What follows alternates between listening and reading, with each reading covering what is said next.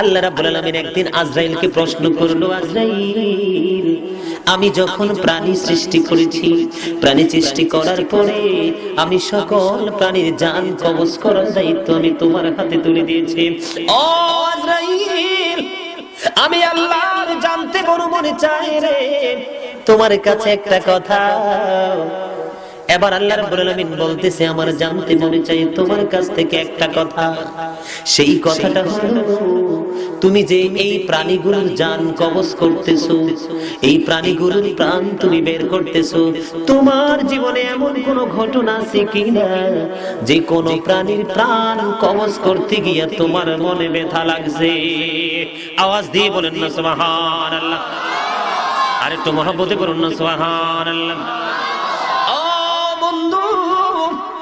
এবার আজরাইল একটা ডাক দিয়ে বললেন, মনিব, মনিব, আপনার কাছে তো কোনো কিছু গোপন নাই, আপনি তো সব খবর জানেন, আপনার কাছে তো সব খবর আছে।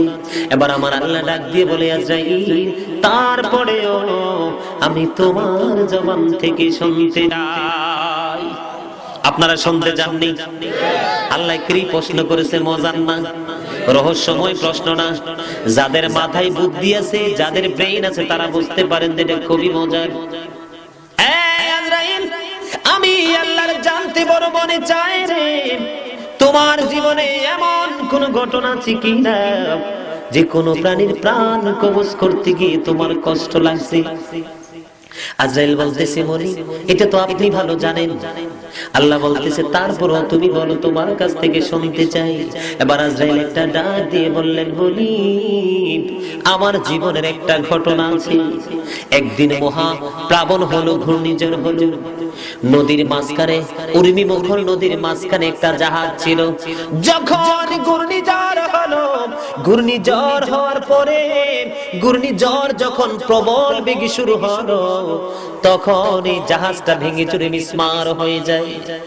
এই জাহাজটা যখন ভেঙে গেল, জাহাজটা যখন মিসমার হয়ে গেল, মিসমার হয়ে যাওয়ার পরে এই জাহাজের একটা তক্তা ছিল, তক্তাটার উপরে একটা ভাসমান, তক্তাটা যখন ভাসমান ছিল, তক্তাটার উপরে একটা মহিলা ছিল। মহিলাটা ছিল গর্ভবতী, মহিলাটা ছিল অন্তঃসত্ত্বা, মহিলাটা ছিল গর্ভবতী। এই অসুস্থ অবস্থায়, বেহুশ অবস্থায়, অজ্ঞান অবস্থায় এই মহিলার বাচ্চা এই তক্তার উপরে সমুদ্রে জন্ম হয়েছে।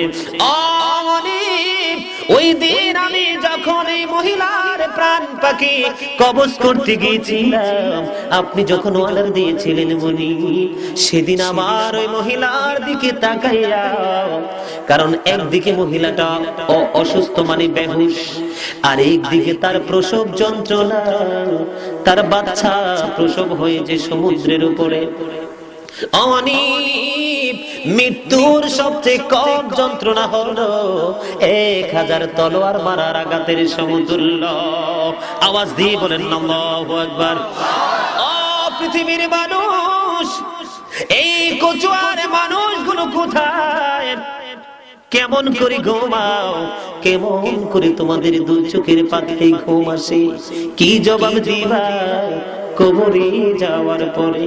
বন্ধুরা আমার, এবার আজরাইল মালিকের কাছে বলতেছে, মনিব, সেদিন যখন আমি মহিলাটার দিকে তাকাইলাম, আমার বারবার অন্তরে ব্যথা লেগেছে। একদিকে মহিলাটা অজ্ঞান অবস্থায় আছে, আর একদিকে সন্তান প্রসবের যন্ত্রণা, আরেকদিকে মৃত্যুর যন্ত্রণা। অনিব, সেদিন আমার ওই মহিলার জান কবজ করতে যাইয়া আমার অন্তরে খুব ব্যথা লেগেছিল। আওয়াজ দিয়ে বলেন আল্লাহু আকবার। কিতাব প্রমাণ করেছে, সেদিন আল্লাহ রাব্বুল আলামিন আজরাইলের জবান থেকে প্রথম কথা শুনে আল্লাহ মুস্কি হাসি দিয়েছে। এত আস্তে সুবহানাল্লাহ। সুবহানাল্লাহ কি নিয়ামত জানেন?